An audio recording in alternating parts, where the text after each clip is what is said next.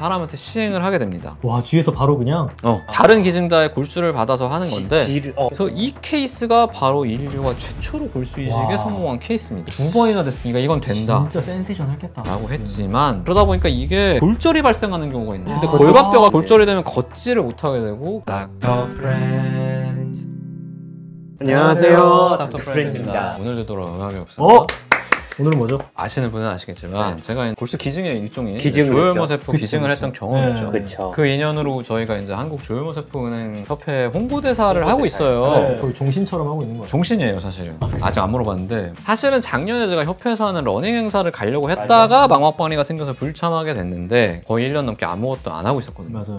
이번 추석에 소고기가 온 거예요. 누가 돼지고기 사주면 그거는 뭐 호의라고 생각할 수 있어요. 근데 소고기부터는 비즈니스라고 생각해야 됩니다. 이건 빚이야. 이거를 그냥 당연하게 받고 입을 쓰시면 안 됩니다. 제가 그래서 이번에는 해야겠다라고 생각해서 이번에 준비한 역사는 골수 이식의 역사입니다. 이건 진짜 최근일 것 같아. 너무 위험하잖아. 그쵸. 이게 말이 좀 어렵는데 닭 같은 거 먹을 때 좀 아쉬워서 다리뼈 같은 거 꽉 씹으면은 안에 이제 검쪽 부분 나오잖아요. 맞아. 그게 골수입니다. 그리고 제가 요새 육식맨 채널을 보는데 그 서양에서는 소 골수 요리가 있더라고요. 보기만 해도 엄청 맛있어 보이더라고요. 맛있을 것 같아. 근데 오늘 골수 기증의 역사인데 이건 뭐 근데 이게 이제 뭐 먹을 수도 있지만 사실은 엄청나게 중요한 부위입니다. 우리의 혈액세포를 만드는 곳이거든요. 장기의 일종인 거죠 사실. 맞아요. 장기란 어떻게 보면 우리 몸의 부품이라고 볼 수 있는데 장기 이식은 그럼 그걸 갈아 끼운다는 거죠. 맞아. 인류가 이 상상을 한 건 언제쯤일까? 오래됐을 것 같아. 왜냐면 심장이 멎는 사람, 간, 콩팥이 안 좋아져서 돌아가신 누군 여기에는 기본적인 해부학적인 구조와 이제 연결된 저는 미라 이럴 때 내장을 따로 빼서 이렇게 보관하고 그렇게? 뭔가 그런 개념들이 그래도 있지 않았을까? 이거를 가장 전으로 추정하는 거는 기원전 15,000년 전에 진짜? 그려진 이제 프랑스의 리스코 동물 벽화를 보면은 사람이 세 머리를 하고 있어요. 머리를 새로 치환한 거지. 그것도 일종의 장기 이식의 꿈이 있었던 거 아닌가? 머리 이식. 라고 볼 수 있죠. 이런 식의 개념들이 이제 메소포타미아 문명에도 나오는데 거기는 라마수라는 수호신이 나와요. 사람의 머리, 독수리의 날개, 황소의 몸을 하고 있습니다. 이런 건 근데 지금도 안 되죠. 윤리적으로도 하면 안 되고. 키메라는 사실 지금도 안 되는데 옛날에는 뭔가 하려고 시도를 했었어요. 성공한 것도 있습니다.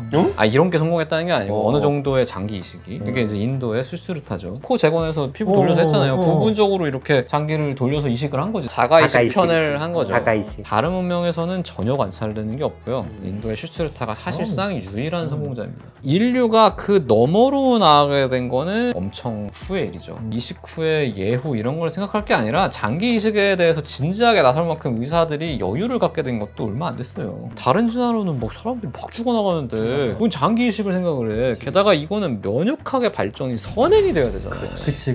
그리고 골수 이식이라는 건 골수가 뭐 하는지 알아야 이걸 이식하는 거잖아요. 그래서 이거에 대한 논의가 본격적으로 이루어지기 시작한 거는 19세기 말입니다. 다른 장기들보다 더 늦었을 것 같아. 더 늦었죠. 1896년도에 미국 의학협회에서 회장님이 우리가 이 골수 추출물을 지금은 못 쓰지만 언젠가는 치료적으로 쓸 수도 있을 거다라고 선언을 합니다. 근데 그냥 흐지부지가 돼요. 왜냐면 했다간 다 죽어. 그래서 이걸 못 합니다. 이식의 발달이 본격화되기 시작한 게 2차 세계대전 이후입니다. 이전의 전쟁과는 다르게 화상 환자가 너무 발생하니까 피부 이식의 필요성이 대두가 되고 수혈도 본격적으로 이루어지는데 수혈도 사실 피의 이식이니까 일종의 장기 이식이잖아요. 그러니까 인류가 장기 이식도 될 것 같은데? 라는 생각을 해요. 그리고 이때쯤 되면은 방사선 치료가 암 치료에 엄청나게 많이 쓰일 때입니다. 이 당시에는 지금처럼 방사선을 막 우리가 치료하고 싶은 부위에만 이렇게 하는 건 아니고 막 전신 방사선을 때릴 때도 있고 빵 때려버리고. 그다음에 여기가 아프다 그럼 여기를 그냥 뻥 때려요. 그러면 골수 기능이 뚝 떨어져서 사망을 하게 된단 말이에요. 그러니까 암은 치료가 됐는데 우리가 봤을 때는 골수 기능 때문에 사망을 하는 거예요. 그러니까 이게 방사선은 빠르게 균열한 세포한테 더 높은 데미지를 주는데 빵 치면은 뒤에 있는 골수는 계속 피를 만들고 혈액을 계속 하고 있으니까 자라고 있는 거죠. 그래서 여기가 그냥 빵 죽어버리는 딱 가는 거죠. 그래서 이제 골수 이식이 필요할 것 같아. 근데 우리가 궁금한 거는 왜 방사선 치료를 하면 골수 기능이 떨어지지? 이해도가 좀 떨어지는 거죠. 그 당시에는. 지금은 뭐 빨리 분열하는 걸 공격한다라고 알고 있지만 그땐 모르니까 그래서 동물 실험을 해봅니다. 이게 18세기, 19세기면 사람한테 있겠지만 20세기 또 중반이 지났죠. 쥐를 가지고 갑니다. 쥐를 가지고. 그치, 그래야지. 그러니까 해보니까 쥐를 차폐를 하면은 그러니까 예를 들어서 뭐 뒷다리 한쪽 정도라도 차폐를 하고 전신 방사선을 때리면 쥐가 안 죽는 것 같아. 이쪽에 골수만 살아있어도 안 죽는 것 같아. 그럼 이 세포를 살리면 되는 거 아닌가? 라는 생각을 하게 됩니다. 그리고 대장도 차폐라면 살아남는다는 걸 알게 됐어요. 이 당시 이론은 방사선을 쐈을 때 거기서 어떤 독소가 나오는데 그걸 비장이나 이런 데서 해독을 하는 것 같다 라는 결론을 내려요. 사실 뭐 지금은 그렇게 생각을 안 하고 있지만, 그리고 54년이 되면은 아닌 것 같다. 그런 식으로 되는 게 아니라 그냥 골수의 세포가 살아있으면 쥐가 사는 것 같다. 이거 우리가 살리면 된다 라고 하는데 당시 기술로는 그게 안 되는 거예요. 그치. 그래서 그럼 우리 이 생각을 해보자. 전신방사선 일단 때려. 그 다음에 이 개체 골수 기능이 억제되면 다른 동물의 멀쩡한 골수를 이식하면 되는 거 아니냐. 아이디어는 기가 막히네. 아이디어를 딱 떠올려요. 응. 그래서 일단 쥐에 대해서 실험을 해봤더니 되는 거예요. 근데 이 당시에 잘못한 게 뭐냐면 성공 시점을 너무 빨리 봤어요. 바로 안 죽어. 됐다! 이렇게 됐다. 딱 판단한 거예요. 그래서 이거를 기반으로 이게 1950년대 중반에 이게 된 거거든요, 연구가. 근데 이때 하필이면 프랑스 원전에서 사고가 발생해요. 1959년에 이게 발생합니다. 이때면 프랑스는 이미 원전을 가동하기 시작했을 때거든요. 꽤 오래됐을 때예요. 근데 이때 이제 냉각결함에 의해서 연료병에 문제가 생기면서 5명이 방사선에 노출이 되거든요. 보니까 골수가 막 억제가 되는 거예요. 아직까지 사람한테 해본 적은 없어. 근데 프랑스 연구팀이 쥐에 대해서는 해봤단 말이에요.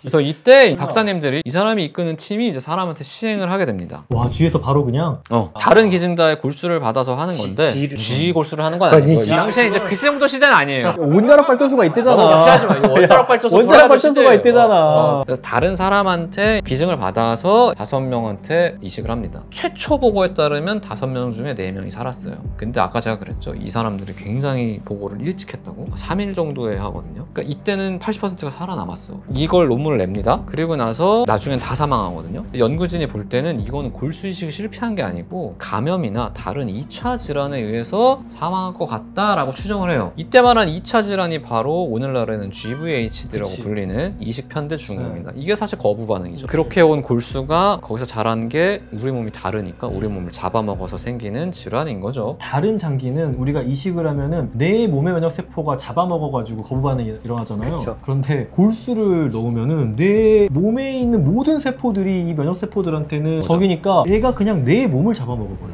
그래서 지금은 조혈 세포를 기증하려면 유전자 검사를 해서 매칭이 돼야 됩니다. 구확률이 2만 분의 1인 거죠. 그때는 이걸 몰랐어요. 몰랐으니까 그래서 그냥 한 혈액형 거네. 맞으면 그냥 했습니다. 그냥 했구나. 지금 생각하면 말이 안 되지만 그치. 당시 이론은 이상한 게 없는 거예요. 그러니까 된 거야 이거는. 3일 안에 살았으니까. 근데 이후에는 뭔가 다른 걸로 죽은 것 같다. 다른 변수로. 우리가 잘했지만 사망한 것 같다라고 논문을 내요. 그래서 그걸 같은 시기에 미국은 프랑스에서 낸 논문 보고 야 우리도 해보자. 그래서 백혈병에 대해서 인간 골수 이식을 시도해서 5명의 피험자한테 시행을 했는데 당연히 아무도 살아남지 못했겠죠. 그러니까 이게 처음에 딱 했을 때는 오히려 이제 골수도 정신이 없으니까 뭐야 이러다가 자리를 잡기 시작하면서 죽어버리는 거야. 확 번져서 이제 죽는 자리 거죠. 잡기 시작하면 이거랑 정확히 똑같은 경향성은 동물 실험에서도 계속이 되고 있었습니다. 근데도 이 사람들은 당장 죽지 않는 걸로 봐서는 우리가 방향은 맞다. 근데 뭔가 다른 문제가 있는 것 같다. 그러다가 골수 이식을 하지 않고 그냥 면역 억제자들한테 수혈을 했는데 그 경우에도 비슷한 경우가 생기는 거예요. 이 사람 면역 억제자니까 내 림프구가 없는 상황에서 정상적인 면역을 가진 사람한테 혈액형이 맞아서 수혈을 받았는데 이 피에 있는 면역세포가 이 사람을 공격해가지고 골수 이식 실패 환자에서 봤던 증상이 이런 환자한테도 생기는 거예요. 그러니까 이거 골수 이식 성공해서 생기는 질환이라고 생각했는데 다른 경우에도 생기는 걸 보니까 이상한 있다. 것 같다. 뭔가 있다. 이 면역 억제자들한테 나를 보호할 능력이 없고 다른 사람한테서 오면 이 사람의 면역세포가 우리를 공격하는 거 아니야? 라는 생각을 하게 되고 연구를 더 했더니 면역 표지자들이 조금씩 나오는 거예요. 그래서 이제 골수 이식을 하려면 혈액형만 맞아서 될 게 아니야. 다른 것도 다 맞아야 되는 것 같아 라고 생각을 합니다. 그래서 유전자 검사까지 해봐야 되는 거 아니냐? 근데 이때 유전자 검사가 어떻게 돼? 말도 안 되지. 이건 안 되는 거죠. 그럼에도 이제 포기하지 않는 사람들이 계속 있습니다. SCID, Severe Combined Immunodeficiency, 중대한 면역 결핍자를 말하는 건데 이 환자에 대해서 치료를 맡게 된 미네소타 병원의 연구진들이 있었어요. 유전 질환이에요. 이 질환이 한 번 이완이 되면 계속 감염이 돼서 결국 사망하게 됩니다. 근데 이제 5개월 된 남아가 내환을 한 거예요. 아이고. 근데 이게 X성 염색체와 관련된 병이야. 봤더니 벌써 3대에 걸쳐서 11명의 남아가 사망을 했습니다.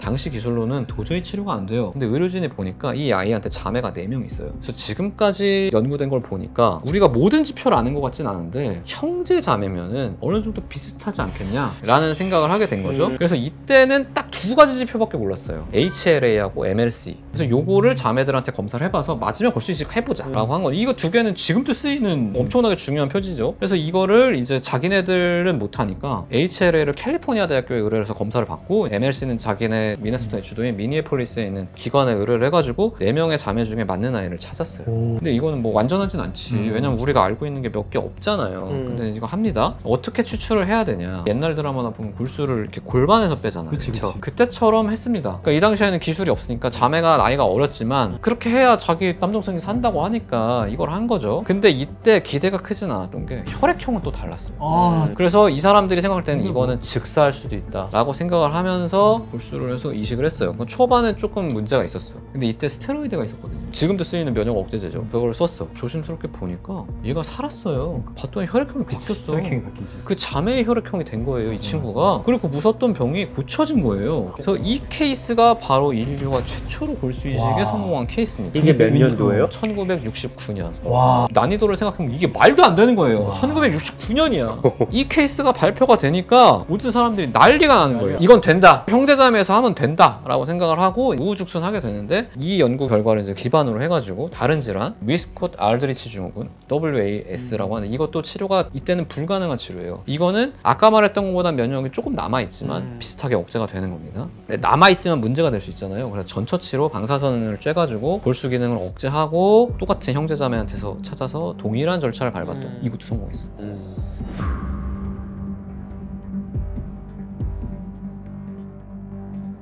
이제는 우리 할 수 있다. 2번이나 됐으니까 이건 된다. 진짜 센세이션 했겠다. 라고 했지만 이건 완전 우연의 우연을 거듭한 결과였고 이거랑 똑같이 시행한 203건의 시행 케이스 중에 125명은 아예 초기 이식이 실패해버리고 나머지 환자도 다 사망을 하고 3명만 살아남게 되는데 그 3명이 아까 말했던 2명을 포함한 수치입니다. 와. 그러니까 이후에 시행된 203건의 케이스에서는 1명 빼고 다 사망한 거예요. 와, 진짜 무서웠겠다. 와. 왜냐면 이때 당시에는 지표가 불안전했으니까 이거를 무시하고 진행했을 때 살아남을 가능성이 별로 없었던 거죠. 하지만 10년이 흐르면서 1980년대에 이르니까 검사 가능한 지표들이 많아지는 거예요. 그러면서 기하급수적으로 골수이식이 늘어나기 시작하는데 그럼에도 여전히 많은 부작용이 있었지만 어찌됐건 백혈병이나 면역 억제자한테는 이거밖에는 방법이 없는 거예요. 그래서 시행이 되는데 이게 이렇게 많이 시행을 하다 보니까 또 다른 문제가 생기는 거예요. 공여자에게 부작용이 생겨요. 골수를 이렇게 골반에서 직접 채취하는 게 통증도 심하지만 당시에는 또 기구도 엄청 커요. 그러다 보니까 이게 골절이 발생하는 경우가 있는 거예요. 근데 골반뼈가 골절이 되면 걷지를 못하게 되고 그로 인해서 몇 개월을 못 걷게 되면 당시 의학기술에서는 그것 때문에 사망으로 이어지는 경우가 많거든요. 근데 이게 사실 장기 이식에서 제일 중요한 건 공여자의 안전입니다. 왜냐면 이 사람은 원래 건강했으니까. 이 사람한테 피해를 주면서 다른 환자한테 도움이 된다? 이건 의미가 없는 거예요. 헌혈할 때도 헌혈하는 사람의 안전을 먼저 확인하잖아. 검사를 통해서. 그래서 이게 계속해서 어려워서 공여자들의 협조도 구하기가 쉽지가 않았어요. 어렵겠다. 그래서 이제 이거 말고 우리 다른 거 찾아보자 라고 해서 찾은 게 제가 사용했던 말초혈액에서 조혈모세포를 추출하는 거죠. 근데 이게 처음부터 이렇게 쉽진 않았습니다. 이게 처음 시도된 건 70년대예요. 이게 너무 어려운 게 저는 그라신이라는 약을 맞아서 조혈성장 인자를 맞아서 말초에 조혈모세포를 많이 뿌리고 나서 한 거잖아요. 맞아. 근데 이때는 그냥 생으로 하는 거예요. 그러니까 포집이 안 돼. 그라신이 없으니까 내가 아무리 채취를 해도 얻을 수 있는 양이 너무 적은 거예요. 그리고 이거를 다시 돌려서 넣을 수 있는 기술도 없어요. 그러니까 이 같은 환자한테 계속해서 여러 번 채취를 해야 되는데 사실 이거 더 힘들어. 그래서 이게 70년대부터 시도했지만 계속 실패를 하다가 1986년에 독일의 하이델베르크에서 첫 성공을 하는데 이것도 사실 약간 어거지로 한 거야. 왜냐면 여러 번 채취해야 되고 난이도도 너무 높고 문으로 된 거죠.